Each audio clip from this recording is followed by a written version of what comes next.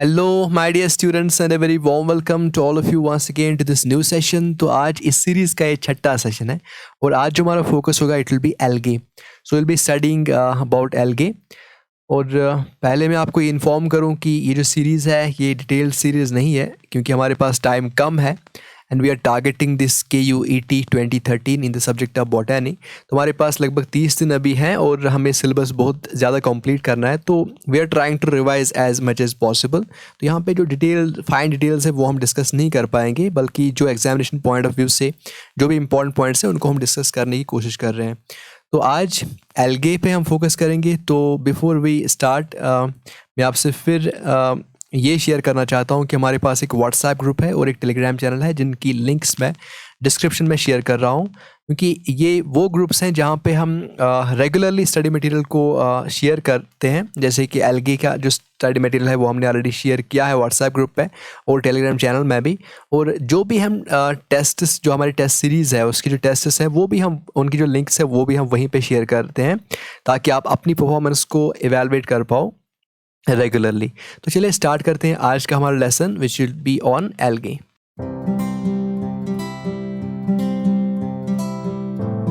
तो चलिए थोड़ा सा एल्गे के बारे में पहले जानते हैं कुछ फंडामेंटल्स. जैसे यहाँ पे जो टर्म एल्गे है it was first introduced by Linnaeus. जो लिनियस है उन्होंने इस टर्म को पहले इंट्रोड्यूस किया and it was this ALD Jussieu in 1989 who classified the plants, और जिन्होंने डिलिमिट किया एल्गे को, जिन्होंने अलग किया एल्गे को from rest of the plant world to its present status.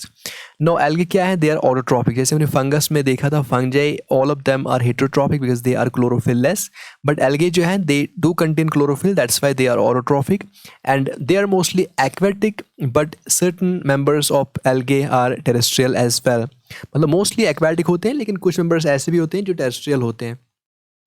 अब जो प्लांट बॉडी है या फिर हम ऑर्गेनिज्म की बॉडी हम बोल सकते हैं, it ranges from this unicellular to multicellular structure. जैसे हमने फंजे में भी देखा कि वहाँ पे भी यूनिसेलुलर फॉर्म्स हैं और मल्टीसेलुलर फॉर्म्स भी हैं, तो यहाँ पे भी ऐसे ही हैं. The body ranges from unicellular to multicellular structures.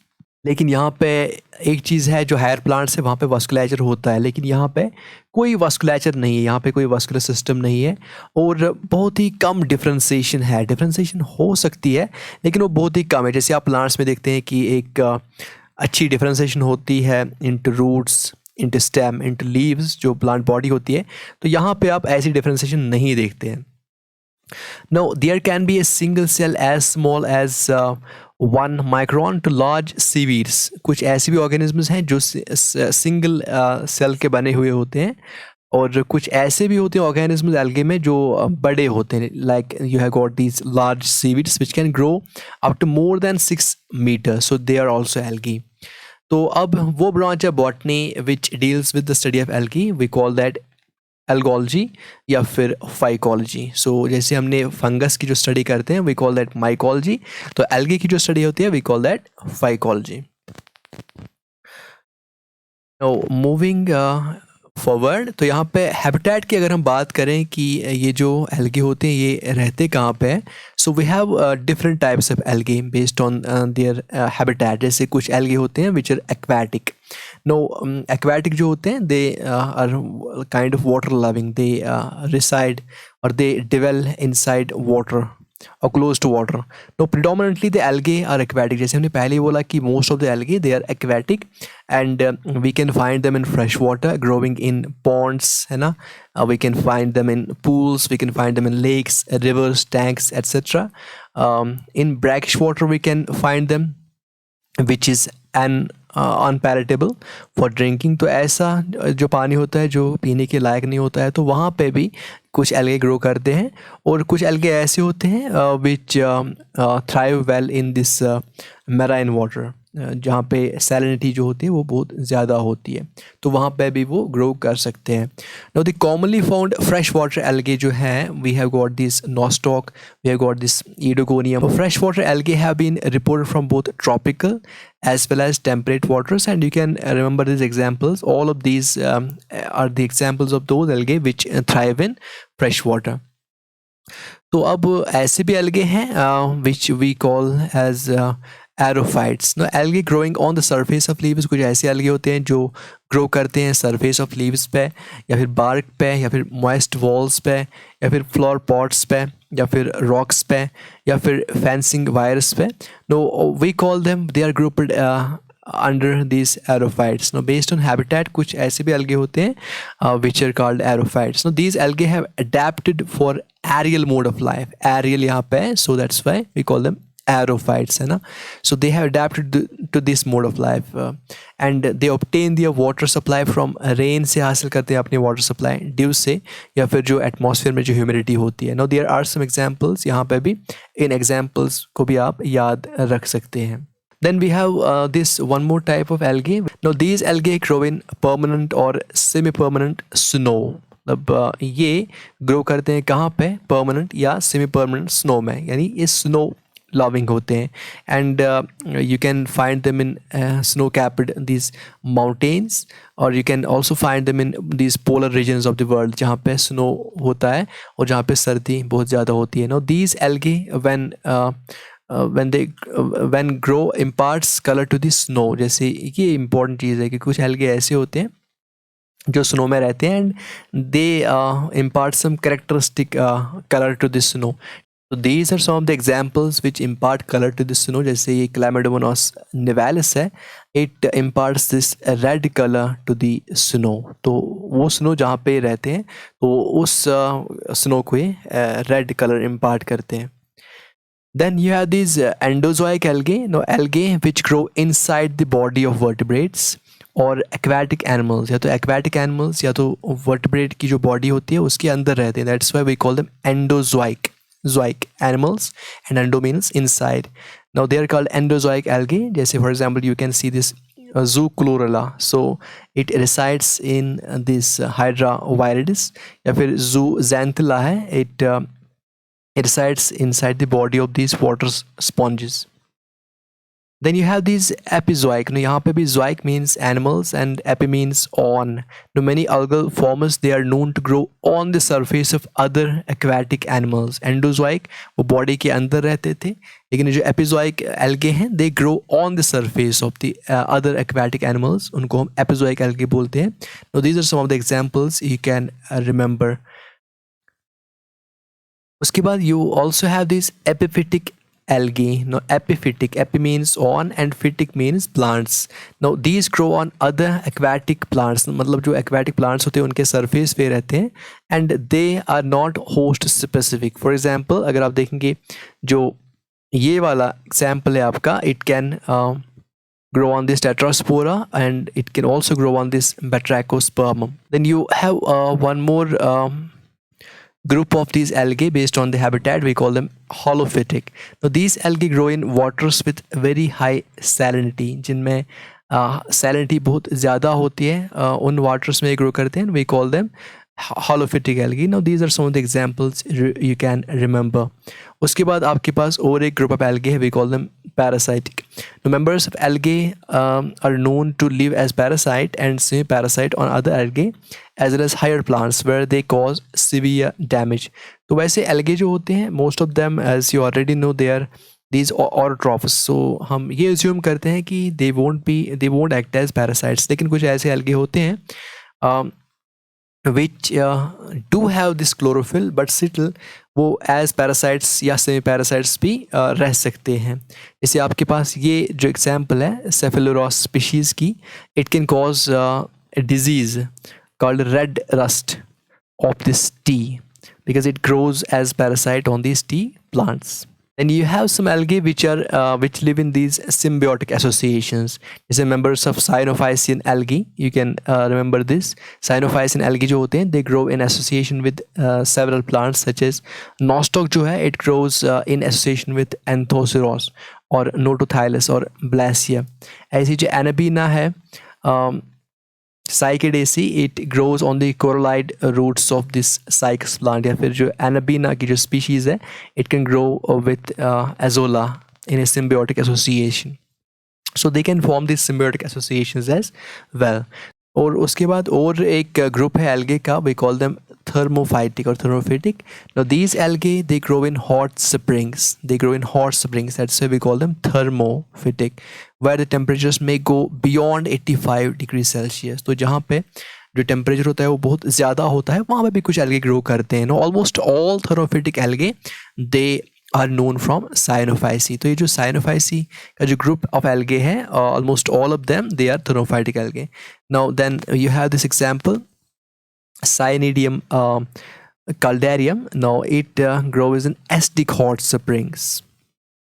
तो अगर हम थैलस की बात करें, जो इसकी ऑर्गेनाइजेशन है या फिर जो रेंज ऑफ थैलस स्ट्रक्चर है, अगर हम उसकी बात करें तो थैलस, यू नो, थैलस एक अनडिफरेंशिएटेड बॉडी होती है. जैसे हम प्लांट्स में देखते हैं कि वहाँ पे वेल डिफरेंशिएटेड प्लांट बॉडी होती है, लेकिन एल्गे में एज यू ऑलरेडी नो कि यहाँ पे थैलस जो होता है it's undifferentiated, that's why we call it thallus. तो अभी थैलस कैसा होता है, इसका रेंज क्या होता है, let us study a bit about it.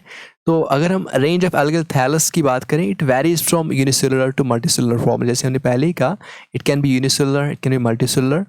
तो यहाँ पे हम पहले देखेंगे यूनिसेलुलर फॉर्म्स कौन कौन सी है. Now, unicellular forms they can be motile और नॉन मोटाइल. जैसे हमने पहले ही कहा, जो यूनिसेलुलर फॉर्म्स होते हैं वो एल्गे जो एक ही सेल के बने हुए होते हैं, they can be motile, they can be non-motile, and they are further grouped into 3 categories. उनकी 3 categories, सब categories हमने बनाई है based on the presence or absence of algae in flagella rather.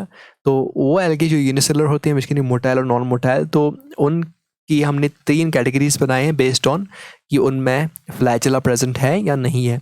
The motile forms are either rhizopodial और flagellate. सब जो motile forms होते हैं या तो वो rhizopodial होंगे या तो फ्लैजिलेटेड होंगे, और जो नॉन मोटाइल फॉर्म्स हैं वी कॉल देम कोकॉइड.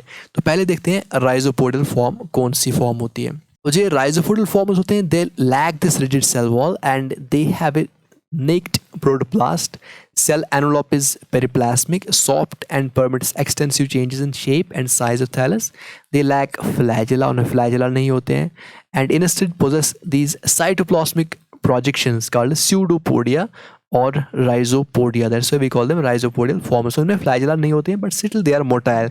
तो उनकी जो motility होती है वो किस वजह से होती है? It's because of these cytoplasmic projections called pseudopodia और rhizopodia and rhizopodia. Now these forms they move in amoeboid manner. Examples जो इनकी हैं, these are some of the examples, you can remember them. Chris amoeba है, Rhizochloris है, and then you have some members of these Dinophyceae. तो ये है rhizopodial forms.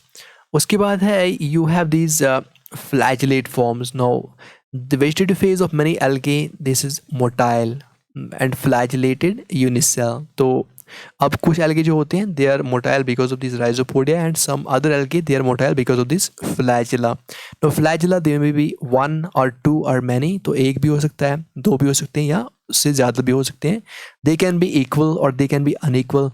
They can be tinsel or they can be whiplash type. अब motile unicellular जो होते हैं they are commonly spherical. तो वो commonly spherical होते हैं. They can be elongate, they can be ovoid, or they can be round in cross section. Example जो इनकी है, you have got these flagellated forms are present in almost all groups of algae except जो Mixophyceae है उसमें नहीं होते हैं, बाकी सब ग्रुप्स में होती है. Phaeophyceae में नहीं होते हैं, Rhodophyceae में नहीं होती हैं. तो कोकॉइड जो फॉर्म्स हैं, you know, they are non motile. Non motility predominates and motility is entirely absent. यहाँ पे जो मोटिलिटी है वो एंटायरली एब्सेंट होती है, या फिर it is restricted only to this reproductive stages. जो वेजिटेटिव स्टेजेस होते हैं वहाँ पे मोटिलिटी बिल्कुल एब्सेंट होती है. अगर होगी अब motility, so it is present in, it is restricted to these reproductive stages. Now they occur in majority of algal classes and predominates in Xanthophyceae. Now cocoid forms they are provided with a rigid cell wall. यहाँ पे rigid cell wall होता है, and they are non-flagellated. And we also have these multicellular forms. कुछ ऐसी forms भी होती हैं जो multicellular होती हैं. Like you have these colonial aggregations. A colony is a group of separate cells. ये एक colony होती है separate cells की, which is generally similar in structure and function. जिनकी जो structure same similar होता है और function भी similar होती है. And they are aggregated by mucigellus envelope. वो एक mucigellus envelope में aggregate हुई होती हैं. The colonial habit can be further differentiated into, या तो ये colony जो होगी it can be synobium, it can be pomeloid, and it can be any other colony. So let us first see what is synobium. Now synobium जो है has a definite number of cells. ये important चीज़ है, जो synobium होता है ये वो colony है जहाँ पे जो number of cells होता है वो definite होता है, and they are arranged in particular manner which is determined at the juvenile stages. Juvenile stage पे ही determine होता है कि ये कैसे रहेंगे इनसाइड दिस मेसेजिलस एनवेलप, और यहाँ पे डेफिनेट नंबर ऑफ सेल्स होता है. तो ये इंपॉर्टेंट है, जो सिनोबियम होता है वहाँ पे डेफिनेट नंबर ऑफ सेल्स होता है.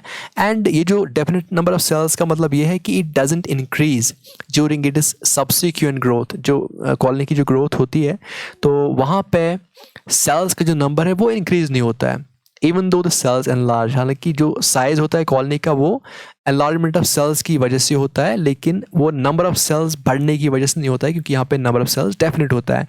It comprise aggregation of flagellate जैसे वॉल्वॉक्स है आपका, या फिर नॉन मोटाइल सेल्स जैसे हाइड्रोडिक्टायन है. So these are the examples of these coenobial colonies. उसके बाद you have these pomeloid colonies. The colony members in which non-motile cells remain embedded in an amorphous, gelatinous or mucilagous matrix. उनको हम बोलते हैं pomeloid colonies. In this type, neither the number nor the shape and size of cells is constant. तो यहाँ पे number जो है वो डेफिनेट नहीं होता है. जैसे हमने सिनोबियम में देखा वहाँ पे नंबर ऑफ सेल्स डेफिनेट होता है, वो इंक्रीज नहीं होता है. लेकिन यहाँ पे चाहे शेप हो, चाहे साइज ऑफ सेल्स हो, चाहे नंबर ऑफ सेल्स हो, इट्स नॉट कॉन्स्टेंट. ये कॉन्स्टेंट नहीं रहता है, it's not definite. The cells are aggregated in a common mucilaginous envelope. All the cells are independent of each other. और जो सेल्स होती हैं they are all independent of each other and they fulfil the function of an individual. Most normally flagellate और coccoid cellular algae may enter Pamela stage. Condition, ये वो condition होती है where the flagella are lost. We call it tetrasporal. On the motile stages, if present at all, they are restricted to the reproductive cells. जो motile जो stages होते हैं, they are restricted to the reproductive cells. The regular colonies of the Cyanophyceae, for example, Merisnopedia, Halopedia, as flat plates of cells, and Eucapsis with colonies in cubical masses, they are included in the tetrasporal stages. Now, a feature of tetrasporal form is the presence of mucilaginous pseudocelia. तो ये mucilaginous जो pseudocelia होते हैं, it is one of the characteristic features of this tetrasporal algae.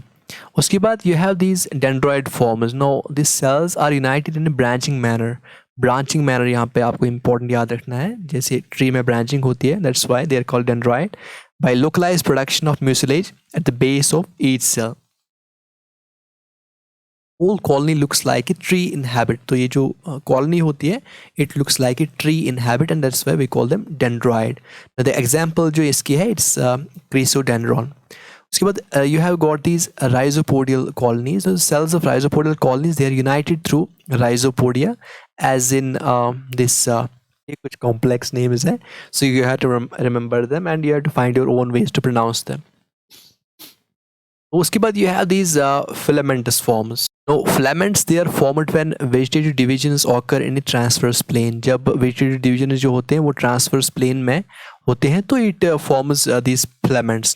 उसके बाद you have this Siphonocladus organization. Now it is restricted to members of Chlorophyceae, in which the unbranched like examples are this, or branched filaments are composed of multinucleate. ये important चीज़ है, multinucleate cells. Now, one of the Siphonocladus algae, which is called this Valonia, this occurs as a single spherical vesicle up to 10 centimeter in diameter and has been described as the largest plant cell. Now, you have this is important, Siphonous organization in a number of marine Chlorophyceae, order Siphonales, and some Xanthophyceae like this Botredium and Wacheria. Enlargement and elaboration of the thallus proceeds in the absence of septa. यहाँ पे क्या होता है, जैसे हमने फंजे में देखे थे सेप्टा जो क्रॉस वॉल्स होते हैं वो नहीं बनते. यहाँ पे थैलस होता है वो एनलार्ज होता है, वो एलैबोरेट होता है, लेकिन सेप्टा जो क्रॉस वॉल्स होते हैं वो नहीं बनते हैं। तो न्यूक्लियर डिवीजन जो है उसके बाद साइटोकाइनेसिस नहीं होता है, मतलब फ्री न्यूक्लियर डिवीजन होते हैं और सेल डिवाइड नहीं करती है। मतलब वहाँ पे क्या होता है कि थैलस में आपके पास बहुत सारे न्यूक्लिय होते हैं and the result is a coenocytic, मतलब एक एसेप्टेट क्रॉस वॉल्स के बगैर ही एक मल्टी न्यूक्लियर थैलस बन जाता है, जिसको हम बोलते हैं साइफोनस organization. So you can remember some of the examples like Botredium, Wateria, this Bryopsis or Cordium, which are these siphonous organization algae. Then you have this classification, और आपके सिलेबस में राउंड सिस्टम ऑफ क्लासिफिकेशन है। तो यहाँ पे जो latest है Round system of classification given in 1973, वो इस पे आप कॉन्सेंट्रेट कर सकते हैं। एफी राउंड ही divided algae again on the basis of presence of or absence of this true nucleus. True nucleus के बेसिस पे whether there is presence or absence of it, membrane bound organelles है या नहीं है, and then some phylogenetic relationships. He classified algae into these 12 phyla and further into classes. यहाँ पे जो 12 phyla है, you got this group 1 which is prokaryota and then group 2 which is eukaryota। मतलब यहाँ पे true nucleus and membrane bound organelles होते हैं और यहाँ पे true nucleus absent होता है और मेम्ब्रेन बाउंड ऑर्गेनेल्स भी एब्सेंट होते हैं। एंड इसमें जो फाइलम आता है, एक ही फाइलम आता है, it's called Cyanophyta. And then Eukaryota में आपके ये 11 के 11 फाइला आते हैं, so you can remember their names as well. Then what are the other characteristics of these algae? Now the most prominent feature of an algal cell is the plastid. यहाँ पे plastid होता है which makes an important characteristic of algal cell for classification. Now the plastids which consist of chlorophyll A and chlorophyll B are called chloroplasts, and the one which lacks chlorophyll B are called chromatophores. ये शर्मा की reference है, शर्मा 2011। तो Prescott 1969 he classified them as the pigment containing body with chlorophyll in dominance is chloroplast, and when the pigments other than chlorophyll are dominant we call them as chromatophores. In algae different forms and shapes of plaster observed such as, तो जो algae होते हैं यहाँ पे जो plastids होते हैं you can find them in different shapes। जैसे आप cup shaped जो plastids हैं you can see them in Chlamydomonas or Volvox, or you can see these discoid plastids in this Wacheria, Dinophyceae and some other diatoms. So this girdle or C-shaped plastids you can find them in Eleutheryx. तो ये आपको examples याद रखनी है। Ribbed plastids you can find them in Volvocales. Reticulate plastids you can find them in Edogonium, Hyrodictyon, Cladophora, and you can also find these spiral or ribbon-shaped plastids in Spirogyra, or you can find these stellate, star-shaped plastids in Zygnema. So if we talk about these pigments, photosynthetic pigments which are present in or reported from algal cells, you can have 4 different types of these pigments. You have got chlorophylls, you have got these carotenes, you have got these xanthophylls and phycobilins. So ये भी अलग अलग class में आप देखते हैं। तो एक टेबल आप डाउनलोड करेंगे गूगल से या फिर जो आपको स्टडी मटेरियल हमने दिया है वहाँ पे डिफरेंट टाइप्स ऑफ जो एल्गे होते हैं, डिफरेंट क्लास ऑफ एल्गे होते हैं, उनमें कौन कौन से कैरेक्टरिस्टिक पिगमेंट्स पाए जाते हैं वो आपको याद रखना है। नो मूविंग फॉरवर्ड, जो रिजर्व फूड है डिफरेंट क्लास ऑफ एल्गे में वो इस टेबल से आपको पता चल सकता है। जैसे आपके ये आप देख लीजिए क्लोरोफाइसी जो है, जो ग्रीन एल्गे हैं, their food reserve is this starch, और ये होते कहाँ हैं? Starch grains within the chloroplast envelope. तो ऐसे ही यहाँ पे जो टेबल है you can take its screenshot, या फिर जो हमने स्टडी मटेरियल आपके साथ शेयर किया है वहाँ पे भी आप ये देख सकते हैं। So you have to remember कि किस क्लास में, किस अलग क्लास में कौन सा स्टोर्ड फूड होता है। Then you have this cell wall, जो सेल वॉल होता है, जो नेचर ऑफ सेल वॉल है वो डिफरेंट क्लास ऑफ एल्गे में डिफरेंट होता है। जैसे हमने देखा कि जो फूड रिजर्व्स होते हैं वो अलग अलग क्लासेस में डिफरेंट होते हैं, ऐसे ही जो सेल वॉल का जो कंपोजिशन है या फिर जो उसका नेचर है वो भी डिफर करता है from one class to other. जैसे यहाँ पे आप देख सकते हैं क्लोरोफाइसी जो है ग्रीन एल्गी, वहाँ पे जो कंपोनेंट्स होते हैं, मेजर कंपोनेंट्स वो होते हैं सेलुलोज, पैक्टिन, और रेयरली वहाँ पे हेमिसेलुलोज आप देख सकते हैं। ऐसे ही अगर आप ज़ैंथोफाइसी की बात करें, जो येलो ग्रीन एल्गे होते हैं, उनका जो मेजॉरिटी जो कंपोनेंट होता है सेल वॉल्स का, इट्स पैक्टिन। तो ऐसे ही डिफरेंट क्लास में डिफरेंट नेचर होता है सेल वॉल का, तो किस क्लास में कौन से कंपोनेंट्स ज़्यादा पाए जाते हैं, you have to remember this as well. तो यहाँ पे भी इस टेबल का आप स्क्रीनशॉट ले सकते हैं, या फिर जो हमने स्टडी मटेरियल आपके साथ शेयर किया है, you have to remember the nature of the cell walls of different class of algae as well. उसके बाद जो फ्लैजिला है, जो फ्लैजिलेशन है वो भी डिफर करती है from one algal class to other algal class. यहाँ पे यू सी दिस क्लोरोफाइसी, जो ग्रीन एल्गे होते हैं, दे कैन हैव दीज 2 और 4 flagella and they are equal and they are this whiplash type. और जो उनका पॉइंट ऑफ इंसर्शन होता है इट इज़ दिस एंटीरियर। ऐसी अगर यहाँ पे हम देखें इट्स यूग्लिनोफाइसी, वहाँ पे एक होता है, रेयरली 2 और 3 and it is tensile type, और उनका जो पॉइंट ऑफ इंसर्शन होता है इट्स वंस अगेन एंटीरियर। तो ये किस एल्गल क्लास में कैसे फ्लैजिला होती है, कैसी फ्लैजिलेशन होती है, आर दे टेंसिल और दे विप्लैश, और कितने होते हैं, तो इक्वल होते हैं अनइक्वल होते हैं, वो भी आपको याद रखना है। So you can take screenshot of this screen, या फिर आपको आपके साथ जो हमने स्टडी मटेरियल शेयर किया है, you can remember this stuff from there as well. तो अगर हम रिप्रोडक्शन की बात करें एल्गे में, तो एल्गे में जो रिप्रोडक्शन होती है it can happen in both ways, या तो ये एसेक्सुअली हो सकता है या फिर सेक्सुअली हो सकता है, या फिर दोनों तरीक़ों से हो सकती है।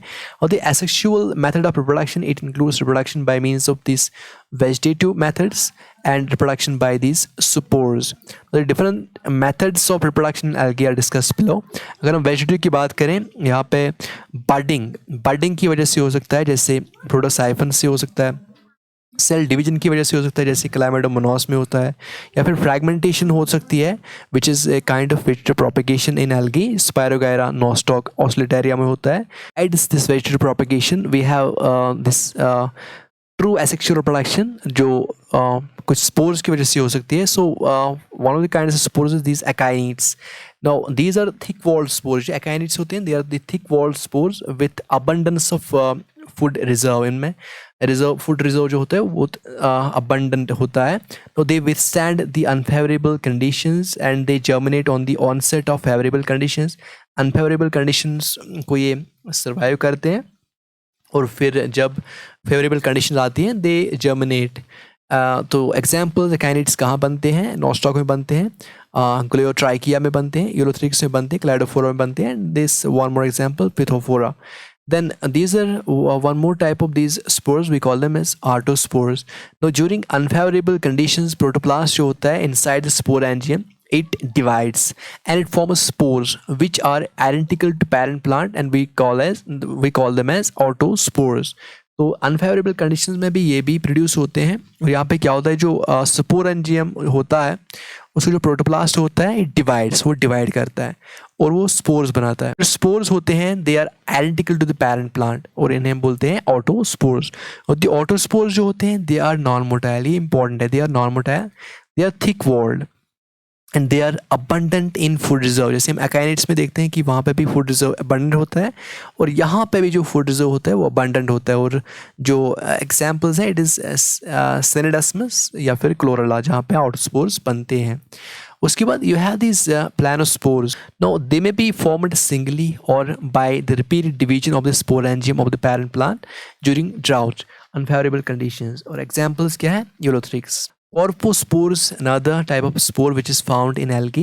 Now these are formed in corposporangium during triphasic life cycle of rhodophysian members. Now they are formed from zygote and are diploid in nature. Examples are these Polysiphonia, Gracilaria and Gratilupia.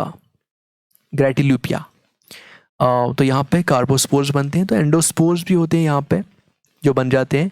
तो these are formed in the sporangium by successive repeated divisions of cell contents. Now all spores are formed first, then sporangium opens to liberate the motile spores.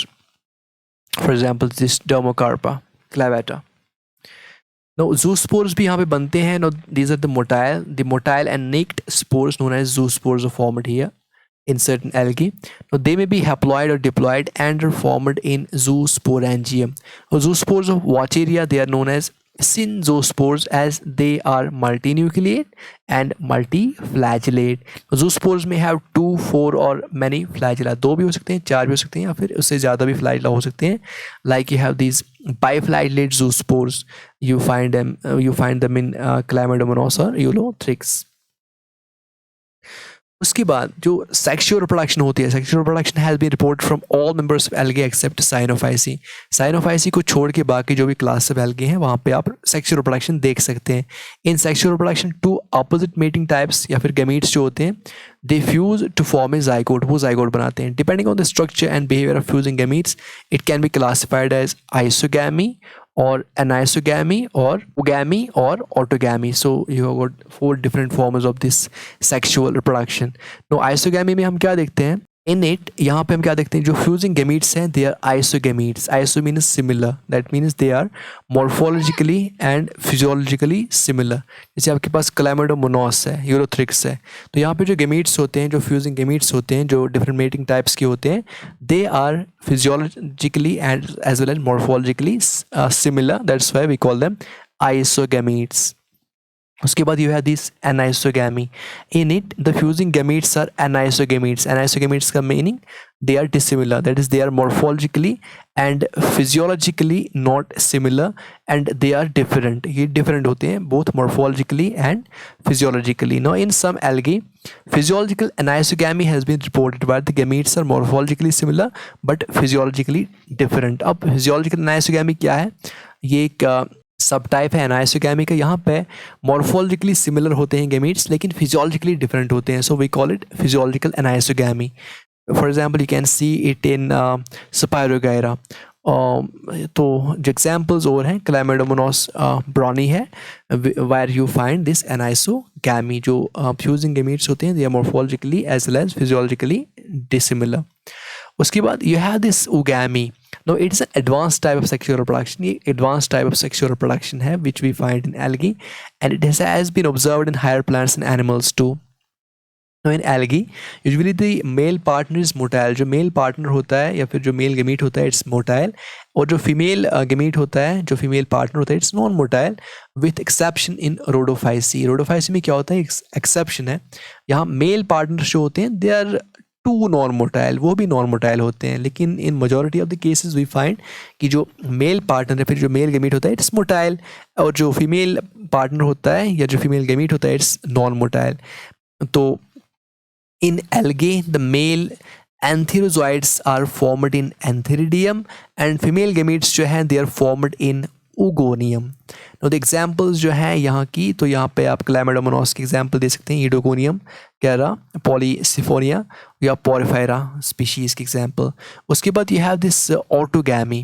No it's commonly reported in diatoms. जो diatoms होते हैं वहाँ पे autogamy report की गई है where the fusing gametes they are formed from the same mother cell. वो एक ही मदर सेल से आते हैं, सेम मदर सेल से आते हैं and they are haploid. After fusion they form a diploid zygote with no genetic variation, क्योंकि एक ही मदर सेल से आते हैं so there is no genetic variation. जो जाइगोट होता है वो डिप्लॉइड होता है with no genetic variation. So this is all for this session. तो इस तरीके से हमने जो एल्गी का जो रिवीजन है वो भी कंप्लीट किया है आज। सो नेक्स्ट हम देखेंगे ब्रायोफाइट्स के बारे में। सो बिफोर वी क्लोज आपसे फिर ये इन्फॉर्मेशन मैं शेयर कर रहा हूँ कि we have this WhatsApp group exclusively dedicated to those students who are preparing for this Kashmir University entrance test in the subject of botany. तो वहाँ पे हम शेयर करते हैं स्टडी मटेरियल रेगुलरली, प्लस हमारे जो वीडियोज़ आते हैं वहाँ पे अपडेट्स वो भी शेयर किए जाते हैं, उनके अपडेट्स, प्लस वहाँ पे जो टेस्ट सीरीज़ है हमारी जहाँ पे हम रेगुलरली टेस्ट्स जो है अपलोड करते हैं, उनकी लिंक्स अपलोड करते हैं ताकि आप अपनी परफॉर्मेंस को इवैल्यूएट कर पाओ रेगुलरली, तो वो भी हम वहाँ पे शेयर करते हैं। So I have shared the link for this Telegram channel as well as this WhatsApp group in the description. You can join both the groups. Thank you.